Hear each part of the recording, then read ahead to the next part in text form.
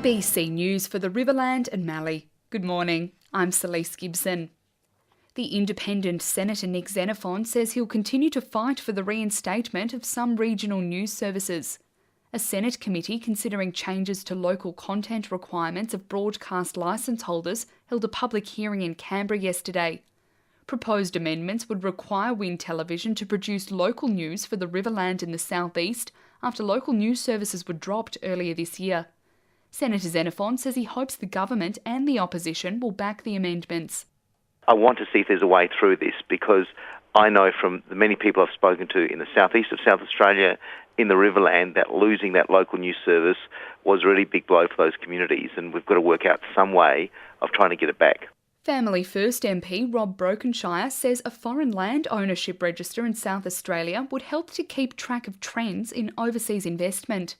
A bill introduced by Mr Brokenshire to create a register of foreign-owned land passed the state's upper house yesterday and will now go to the lower house. Mr Brokenshire says it's not aimed at stamping out foreign investment, but he wants to ensure the interests of local farmers are protected.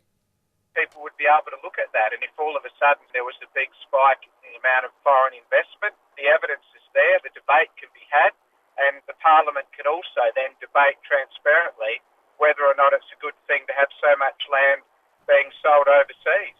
The Pinnaroo Fruit Fly Station is operating for an extra month to deal with increasing pest incursions from the eastern states. The station usually operates from December to April, when the risk of a fruit fly outbreak is at its highest. Biosecurity SA says it decided to keep the station open until the end of May to protect the Riverland's fruit growers. Its Plant and Food Standards Manager, Jeff Raven, says it's monitoring fruit fly activity across the border.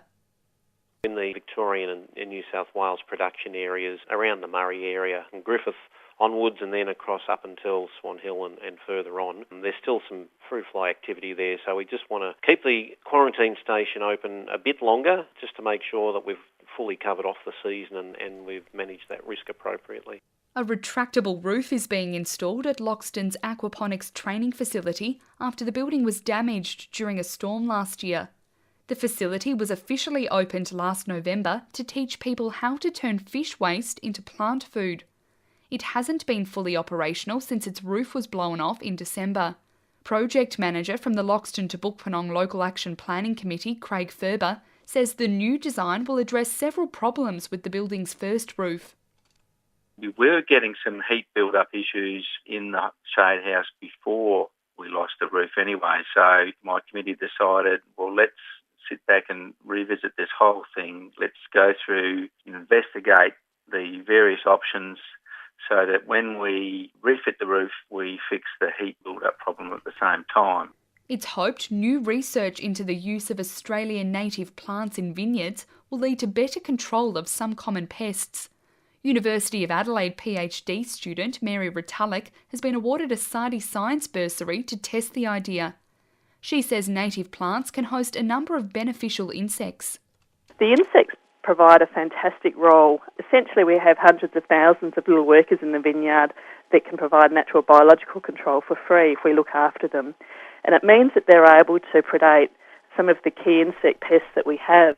The Loveday Primary School will celebrate its 90th and final year with a range of events this weekend. The school is closing at the end of 2013 due to declining enrolments.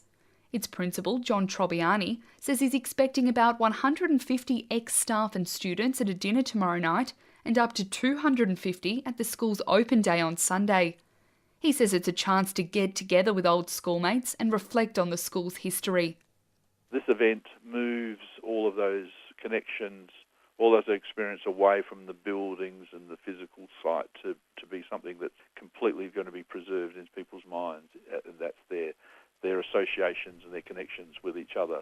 To the weather now, and we can expect a partly cloudy day across the Riverland and Mallee region today. Winds will be southwesterly and light, increasing to 15 to 20 kilometres an hour in the early afternoon, then easing.